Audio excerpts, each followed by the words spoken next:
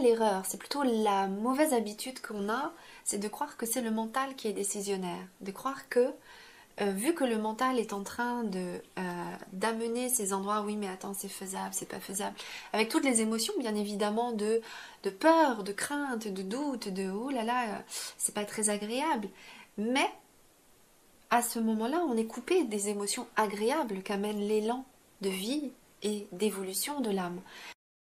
Pour être sûr de recevoir toutes nos vidéos, abonnez-vous et cliquez sur la cloche. Bonjour à tous. Bonjour.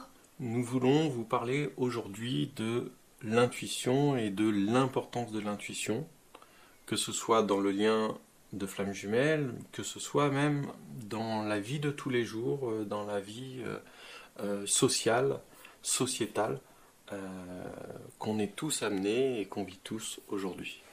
Et aussi, en quoi l'intuition, c'est un sujet qu'on entend régulièrement partout, mais en quoi l'intuition aujourd'hui particulièrement va prendre peut-être encore une dimension supérieure, va amener de nouvelles choses. Et à quels endroits en effet cette intuition peut aider dans le lien de flammes jumelles. Alors tout d'abord, pour quelles raisons l'intuition est si importante ? Alors c'est important parce que c'est le langage de l'âme.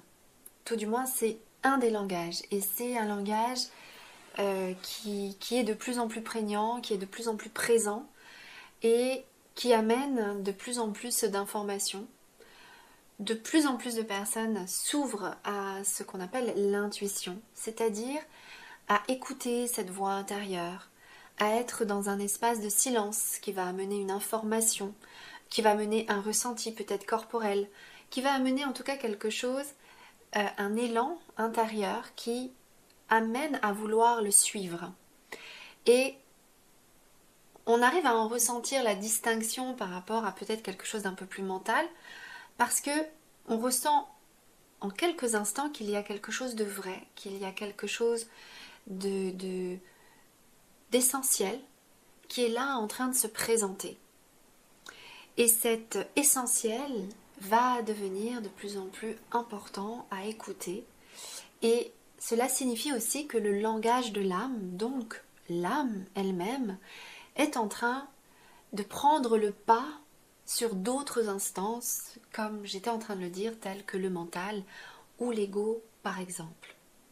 Alors, on vous dit que ça va être de plus en plus important à écouter. La raison est en fait très palpable aujourd'hui. Tout le monde voit ce qui se joue, ce qui se passe dans le monde, dans la société. Et aussi, on peut observer qu'on a une perte de référence. Aujourd'hui, tout le monde peut s'exprimer relativement librement sur ce qu'il pense. Et ce qui fait que, eh bien, on est peut-être un peu noyé dans un flot d'informations extrêmement importantes. Alors nous, on le voit dans le domaine des flammes jumelles, mais on le voit aussi dans plein d'autres domaines, dans le domaine médical, dans le domaine de l'énergie, dans plein de domaines. Et on voit que, vu qu'on a tout ce flot d'informations, eh bien, au bout d'un moment, on n'a plus de référence. Et là où on en arrive, sur une vision vraiment très sociétale, on arrive à un endroit où on a une perte totale de référence, c'est-à-dire on ne sait plus sur qui s'appuyer ou comment. Et l'aboutissement de cela, c'est d'arriver à un endroit où on ne sait plus, où on est dans un vide. Et donc, qu'est-ce qui se passe quand on n'a plus de référence, quand on est dans le vide? À quoi on se réfère, vu qu'on n'a plus de référence? Eh bien, à quelque chose que les sages, les spirituels arrivent à faire, c'est-à-dire à être dans un espace de silence qui amène à entendre. À entendre sa voix intérieure, la voix divine, bref, ce que nous, on peut vous traduire par l'intuition. Et tout du moins aussi par l'âme. Et il est vrai que si on reprend juste l'endroit flamme jumelle, ce qui est en train de se passer dans le milieu flamme jumelle, où il y a de plus en plus de renseignements, d'informations, de personnes qui amènent leurs propres ressources, leurs propres ressentis. On est de plus en plus nombreux à partager sur ce sujet. Eh bien, il y a des endroits où les informations se rencontrent et puis les endroits où les informations peuvent ne pas se rencontrer. Et ça n'est que un prisme de ce qui peut se passer dans d'autres secteurs, voire dans toute la société. Et ce qu'on est en train de vous partager là, c'est que plus que jamais, tout cela va nous amener et nous amène eh bien, à savoir écouter cette voix intérieure, à savoir reconnaître sa vérité et aller dans cet endroit de vide plein qui se remplit finalement de l'âme. Pourquoi ?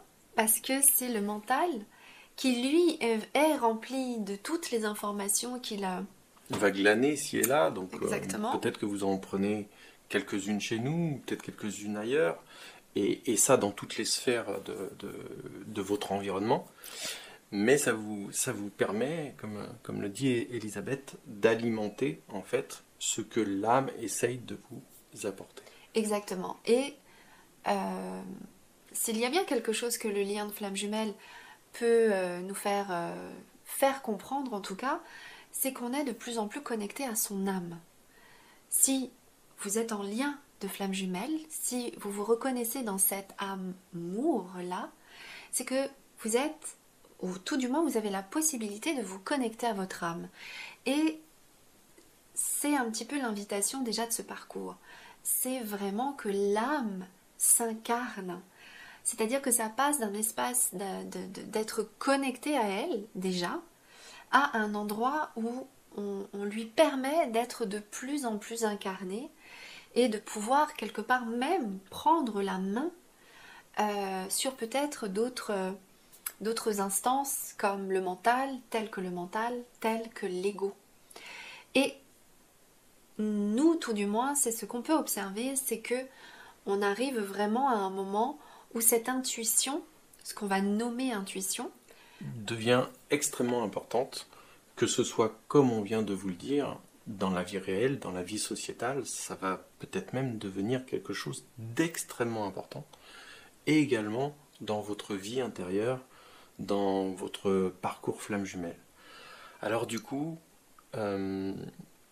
on a vu l'importance de cultiver cette intuition. Est-ce que tu as des outils ? Est-ce que l'on peut donner des pistes aux personnes qui nous écoutent ? Alors, comment écouter son âme en fait ? Comment laisser vraiment place à cette intuition de se développer ? Eh bien, tout d'abord, d'être dans le silence, comme on vient de vous le nommer. C'est-à-dire vraiment d'arriver à un espace intérieur. Et quand on parle d'intuition, on peut aussi parler d'intention. Quelle est votre intention à cet endroit-là ? Eh bien, c'est de vous amener dans cet espace intérieur de silence pour pouvoir commencer à ressentir et pouvoir commencer à entendre. Et ça ne veut pas dire que vous allez entendre là dans l'instant. Peut-être que ça va se dérouler au fur et à mesure de la journée, mais cette connexion à l'âme va se développer de plus en plus. Ça, c'est la première chose. Je voudrais revenir, enfin continuer là-dessus un tout petit peu si tu veux. On sent bien et on observe bien qu'avec le flux d'informations qui nous vient, eh bien, si on reste, comme tu dis, au contraire, non pas dans le silence, mais dans un brouhaha constant d'informations qui vient nous percuter dans tous les sens, si on est, au bout d'un moment, on est entraîné dans cette recherche, dans cette soif quelque part de médias, de ressentir des choses, de vivre des choses, enfin, on peut rentrer dans un espèce de processus d'essayer d'accumuler un maximum où on croit que c'est bon pour nous d'accumuler. Sauf que, comme tu le dis, si à un moment donné on n'arrive plus à se remettre dans ce silence, eh bien en fait, on est noyé par le flot d'accumulation. C'est comme si on nage dans les vagues et puis il y a vague sur vague qui vient sur nous. On ne peut plus profiter de nager sereinement, tranquillement, à notre rythme. on est quelque part en lutte contre ce flot constant qui vient nous éclabousser en permanence. Voilà pour imager un petit peu et surtout mettre en lumière que le flot d'informations, le flot de médias, le flot de ressources est nécessaire, mais en même temps peut être handicapant à un certain endroit pour pouvoir retrouver son calme intérieur, pour pouvoir retrouver le silence qui permet de toucher à la voix de son âme, comme tu es en train de le dire. Alors, je rajouterais qu'en fait, ça alimente surtout le mental. Et le mental, il est nécessaire. Il est là, lui, pour pouvoir analyser une situation. Donc, récolter des informations est le propre et le rôle même du mental. Je dirais que l'endroit où l'âme et le mental, tout simplement parce qu'on n'en a pas l'habitude, ne savent pas forcément coexister ensemble, cohabiter ensemble, c'est que on fonctionne à partir du mental. Alors que l'invitation, et je dirais même que ça fait partie de l'évolution spirituelle, c'est d'arriver à revenir dans un endroit où c'est vraiment l'âme, ces élans de cœur, ces élans de vie, cette impulsion qui nous mène à un endroit qui est bon d'écouter, de reconnaître, de savourer, j'ai même envie de dire. Et le mental, à ce moment-là, va prendre le relais simplement pour lui analyser la faisabilité de ce que l'âme vient de manifester.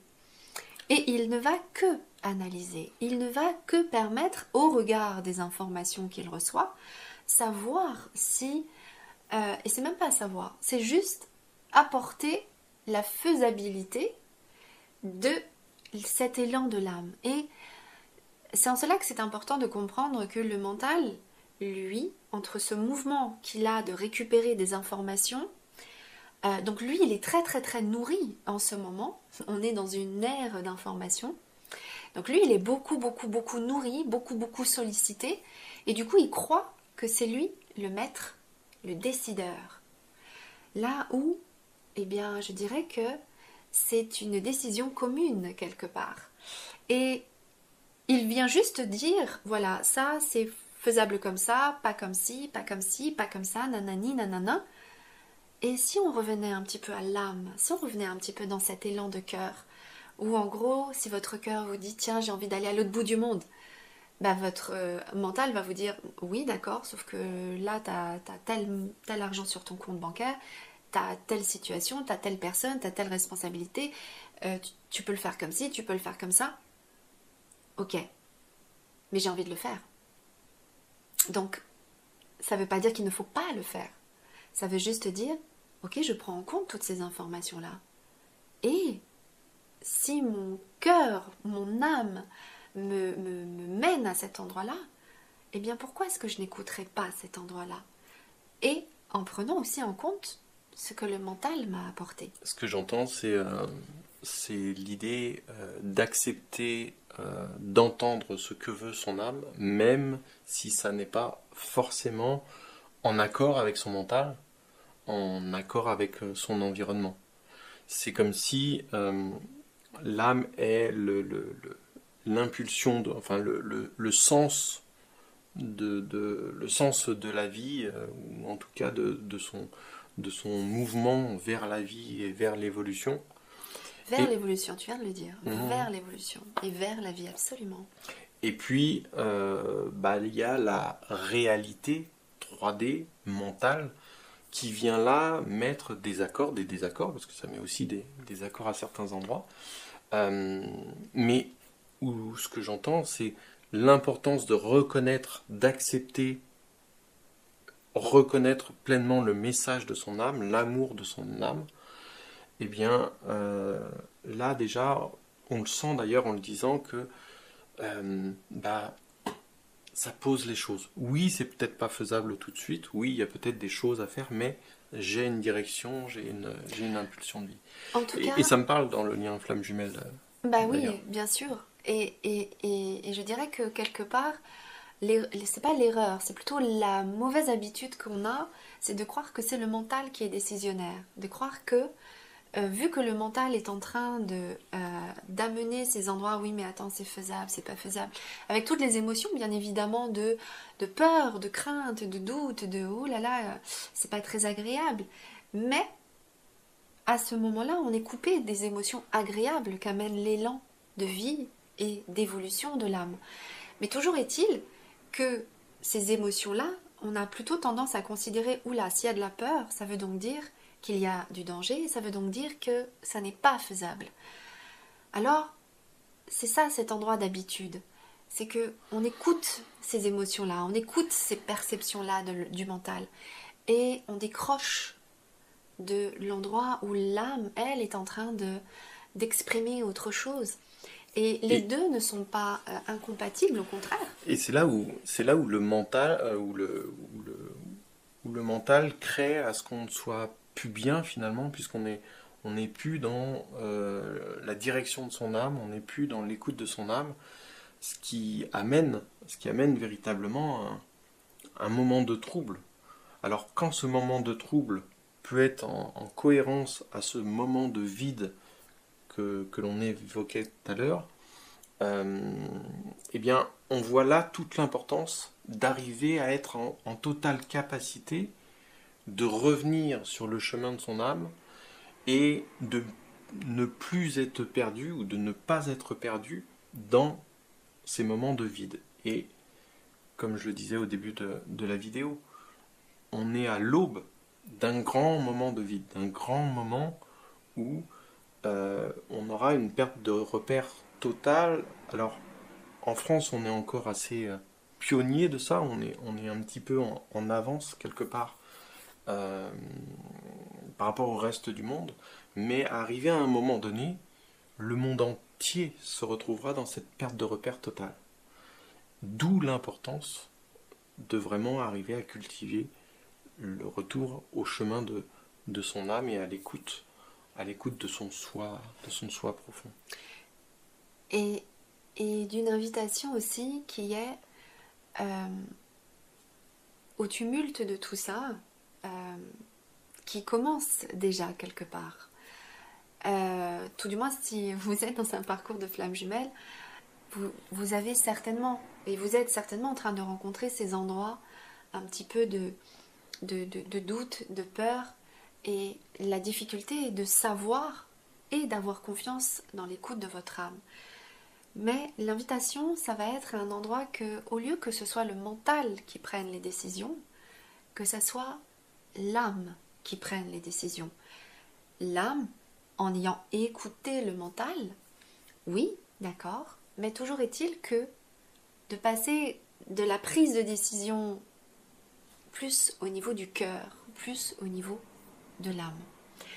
Et c'est ce qui va faire que, on va dire dans ce temps de nuit noire de l'âme collectif qui a déjà commencé, eh bien, on va pouvoir écouter son âme de plus en plus. Donc ça, c'est l'invitation. Alors, on parlait du silence. Accepter d'être dans le vide. Accepter d'aller et rencontrer de plus en plus ces moments de silence. Accepter et apprendre à regarder comment ça se passe au niveau du mental, comment ça se passe au niveau de votre âme. Et puis bien évidemment qu'il y a des choses très simples qui permettent un petit peu de laisser tout cet espace au mental. Ça va être justement de revenir à des choses peut-être plus corporelles, d'amener l'énergie et toute la concentration non plus tellement sur du mental, mais plus sur le corps, plus sur l'âme. Et ça peut être simplement d'être un peu plus dans la nature, d'être dans des espaces peut-être sans écran. Un peu plus connecté à la matière, c'est-à-dire l'utilisation d'un objet ou le simple toucher ou ressenti sur le corps des vêtements par exemple, ou même des situations d'être aussi en amour quelque part pour la matière. Enfin voilà, tous ces endroits-là qui vous reconnecte à des choses très, très terriennes, très matières, ben, vous permet d'alléger justement tout ce brouhaha et ne plus être non plus dans le vide et dans ces espaces qui vous perdent, qui vous perturbent et qui vous perdent. Et puis, il y a, et nous arrivons dans les fêtes, là, ça y est, l'énergie de la lumière des fêtes de fin d'année arrive, et oui, il y a l'amour. Il y a cet endroit aussi d'arriver à s'entourer d'amour, s'entourer des personnes. Alors, je vous donne un exemple. Moi, je me souviens d'un Noël où je me suis retrouvée toute seule. Bon, je l'avais su suffisamment à temps, en tout cas, pour pouvoir être bénévole pour un Noël à la Croix-Rouge. Et j'ai passé un Noël incroyable, entourée d'amour, entourée d'inconnus, mais qui n'étaient pas si inconnus que ça. Parce que le lien d'amour se crée. Ce que on vous invite également, c'est que le lien qui nous unit les uns les autres, pareil, peut être un endroit en effet de défiance et de complications, mais c'est aussi un endroit où l'âme a besoin d'être nourrie. Et trouver des occasions, trouver des opportunités pour être dans ce lien d'âme, d'amour, et de le nourrir et de le développer, c'est aussi un moyen d'être connecté à l'âme et de l'incarner. Parce que on est en train d'évoluer dans un endroit où on est, oui, connecté, plus ou moins, de plus en plus, mais à un endroit où on arrive à incarner de plus en plus son âme. Ça fait partie de l'évolution, c'est que ce soit l'âme qui prenne la main. Et puis quand on parle des fêtes de fin d'année et d'aller vers les personnes, ça ramène toujours ce questionnement, parfois en tout cas, je ne sais pas pour vous, mais pour beaucoup, avec qui on souhaite vraiment passer ces moments-là.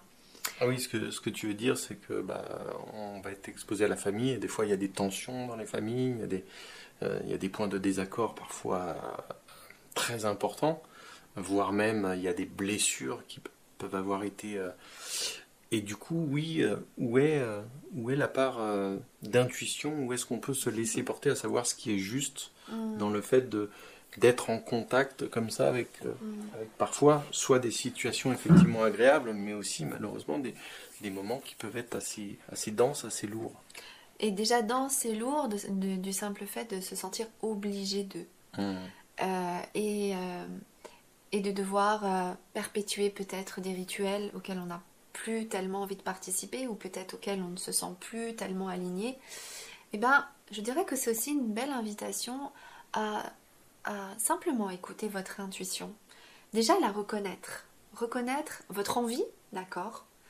Parce qu'il se peut qu'on ait envie de voir des personnes, mais qu'on n'ait pas envie parce que on sait que ça va se jouer d'une certaine manière, on sait que ça va être toujours comme ça, on sait que on va peut-être essuyer des reproches ou devoir se justifier, enfin voilà, des choses très très mentales, très très des fois dures à encaisser, parce que quand on est dans un parcours d'évolution tel qu'un parcours flamme jumelle, eh bien on essaye au maximum en général d'éviter un peu tout ce qui est lourd et mental, et là on va s'y sentir replongé, resubmergé.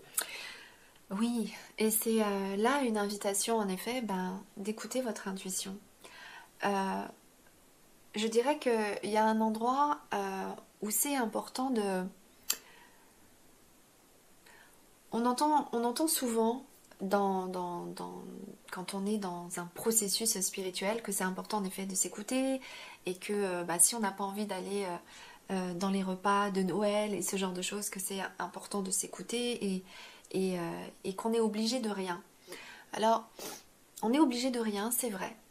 Mais toujours est-il que généralement quand il y a beaucoup de lourdeur dans une famille, quand il y a des choses très pesantes et qu'on n'a pas du tout envie de se forcé à vivre ces moments-là, c'est qu'on est vraiment dans un endroit où les blessures sont très vives et que c'est très important de le reconnaître et que c'est même parfois important de s'autoriser à se faire le bien qui jusque-là n'a peut-être pas pu être autorisé.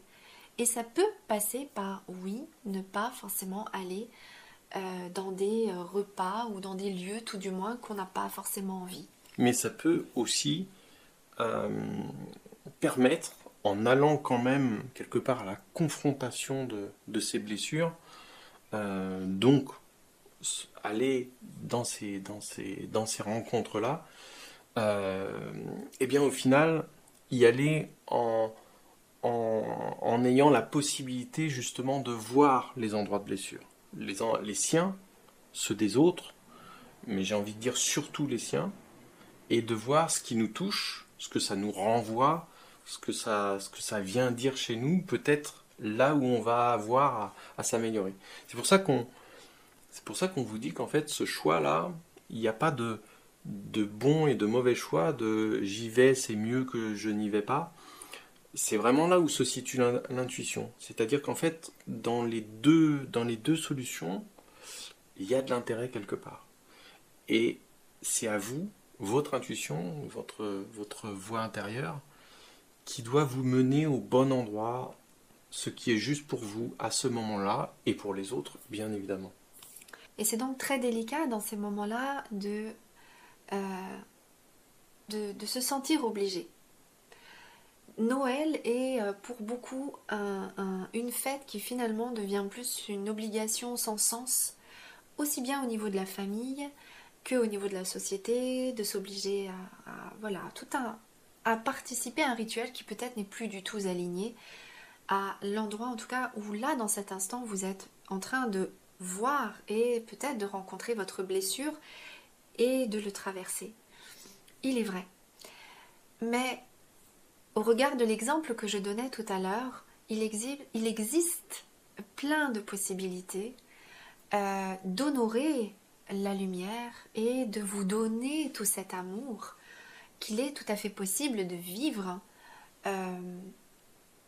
durant ces fêtes-là. Parce que ça reste des moments sacrés, ça reste des moments lumineux et que ça fait vraiment partie aussi de ce chemin dans lequel on est, où tous les repères vont et sont de plus en plus déstructurés, avec toutes ces informations, on dirait que tout est en train un petit peu de se resserrer. Eh bien, c'est le moment d'écouter son intuition, c'est le moment d'écouter son âme et vraiment de reconnaître ce dont vous avez profondément besoin. Ce qui est bon, ce qui est juste pour vous. Voilà. C'est cette proposition-là qu'il vous est faite d'une façon dans quelques jours maintenant. Et en même temps, c'est une préparation, c'est un moment d'évolution qui vous est proposé pour aussi l'avenir. Et puis vous avez aussi, et on vous le souhaite, peut-être la joie de pouvoir vivre des moments de famille. Et plus que jamais, eh bien, c'est important de s'en nourrir, de s'en imprégner. Parce que ça fait partie du concret, du réel qu'on peut manifester. Et c'est aussi une manière d'incarner son âme. Alors voilà quelques pistes pour vraiment comprendre à quel point le langage de l'intuition qui est un des langages de l'âme, il y en a d'autres, mais celui-ci particulièrement est extrêmement important. C'est un centrage par rapport à l'extérieur, par rapport à l'intérieur. On a parlé du mental, mais on pourrait parler d'autres choses, les émotions, l'ego. Mais toujours est-il que d'arriver à être dans cet espace de l'âme, d'avoir la possibilité d'entendre ce qu'elle a à nous dire, eh bien, ça va être un socle, ça va être une base pour maintenant et pour demain. Le socle, votre socle, notre socle pour demain, notre stabilité, se construira sur cette intuition et sur cette capacité à toucher à son message d'âme.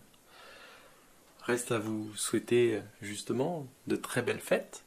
Oui, belle fête de fin d'année, belle fête de la lumière, quelles que soient vos croyances, quelles que soient vos situations.